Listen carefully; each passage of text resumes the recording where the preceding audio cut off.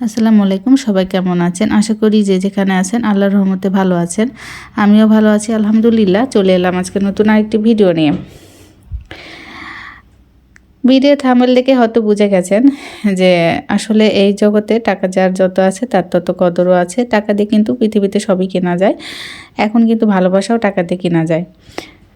তো যাই হোক, টাকার মূল্য যে অনেক সেটা আমরা সবাই জানি। আর এই টাকাকে কিন্তু আমাদের ইনকাম করতে হবে।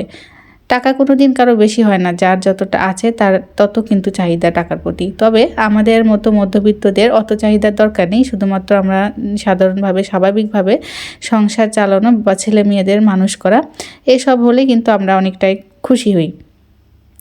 তো যাই হোক, সেই টাকা ইনকাম করা এখনকার দিনে এসে মধ্যবিত্তদের অনেকটাই কষ্ট হয়ে পড়েছে।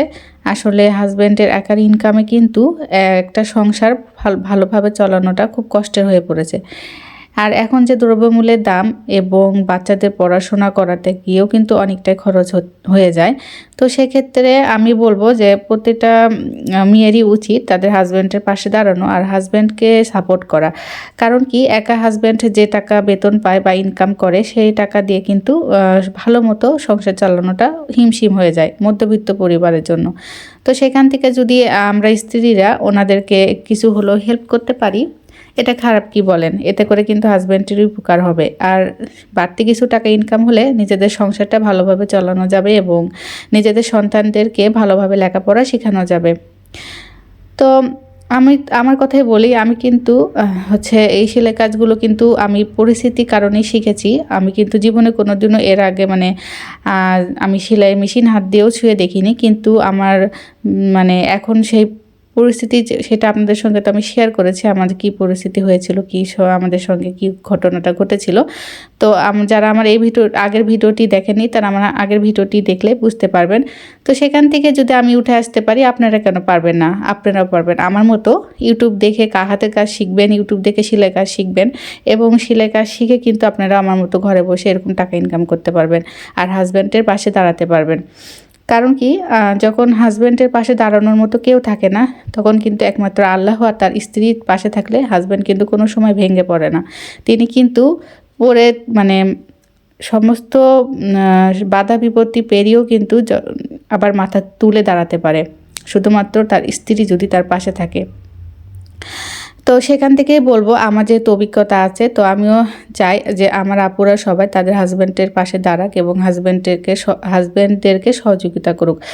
আর অনেকে আপুরা আছেন যারা চাকরি বাকরি করেন না, আর যারা চাকরি বাকরি করেন তারা তো করেনি। আর যারা অনেকে আছেন যে তেমন লেখাপড়া করতে পারেননি, চাকরি বাকরি করেন না বা বয়স শেষ হয়ে গেছে চাকরি বাকরি বয়সটা, তো তারা কিন্তু ঘরে বসে এরকমভাবে আমার মতো ইউটিউবিং করে কিংবা সেলাই কাজ করে কিংবা হাতের কাজ করে নানান ধরনের কাজ করেও কিন্তু টাকা ইনকাম করতে পারেন। দেখা যায় মাস শেষে আমরা যে টাকাটা ইনকাম করতে পারি সেই টাকাটাই কিন্তু আমরা সংসারে কাজে লাগাতে পারি, নিজেদের প্রয়োজনে ব্যবহার করতে নিজেদের প্রয়োজন মেটাতে পারি এবং এমনকি আমাদের যে ছোটো ছোটো যে শখগুলো আছে, যে চাহিদাগুলো আছে, সেগুলো কিন্তু আমরা নিজেরাই পূরণ করতে পারি। আর সেই শখ চাহিদা পূরণ করার জন্য কিন্তু হাজব্যান্ডের কাছে আমাদেরকে টাকা চাইতে হবে না, আর এতে করে হাজব্যান্ডেরও বাড়তি কোনো টাকা খরচ হবে না। তো সেই কারণেই কিন্তু আমি সব আপুদেরকেই বলবো, আপনারা ঘরে চুপচাপ বসে না থেকে সেলাই কাজ করুন বা কোনো একটা কাজ করে মাস শেষে কিছু টাকা হলেও ইনকাম করুন। এতে করে কিন্তু আপনারা নিজেদের পায়ে দাঁড়াতে পারবেন এবং নিজেদের খরচ নিজেরাই অল্প হলেও চালাতে পারবেন। আর দেখবেন আপনি যখন শুরু করবেন তখন হয়তো অল্প পরিমাণে আপনার টাকা ইনকাম হবে, কিন্তু আস্তে আস্তে কিন্তু আপনার ইনকামের সোর্সটা বাড়বে এবং যত দিন যাবে তত কিন্তু আপনি অনেক দূর পর্যন্ত এগিয়ে যাবেন। তো চেষ্টা, ধৈর্য, পরিশ্রম সবটাই করতে হবে। কারণ কি, সংসার সামলানোর পাশাপাশি কাজগুলো যে বাড়তি কাজগুলো করা, এটা কিন্তু খুবই একটা চ্যালেঞ্জের ব্যাপার এবং খুবই কঠিন। তো খুবই কঠিন বলবো না, কারণ কি, আমরা চাইলে, আমরা নারী, আমরা সবই পারি। আমরা যদি চাই আমরা কিন্তু একা হাতে সব সামলাতে পারি। কারণ কি, আমি যেরকমভাবে সামলাচ্ছি, আমি যদি পারি আপনারাও পারবেন, কেন পারবেন না? সময়গুলোকে ভাগ করে নেবেন, কখন কোন কাজ করলে আপনার জন্য সুবিধা হবে আপনি সেই সময়গুলো ভাগ করে নিয়ে একের পর এক কাজগুলো সিরিয়াল মতো করবেন। এতে করে কিন্তু আপনি সমস্ত কাজ সারাদিন আপনি কমপ্লিট করতে পারবেন।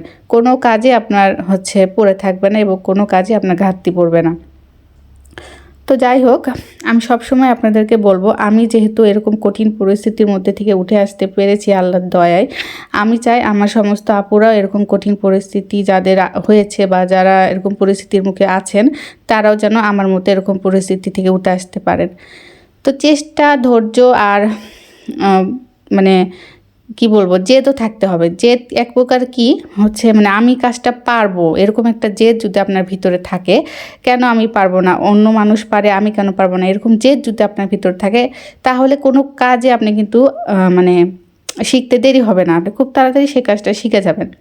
আর যদি আপনি হেয়ালিপানা করেন বা আপনি কাজের প্রতি অবহেলা থাকে, তাহলে সে কাজটা শিখতে আপনার অনেকটা সময় লাগবে। যার কারণে আপনি যে কাজটা শিখবেন বা যে কাজটাই করবেন সেটা কিন্তু মনোযোগ সহকারে করবেন এবং গুরুত্ব দিয়ে কাজটিকে আপনি আপনার মানে ধ্যানে নেবেন। এতে করে কিন্তু আপনার কাজটা শিখতে খুব তাড়াতাড়ি লাগবে, মানে সময় লাগবে।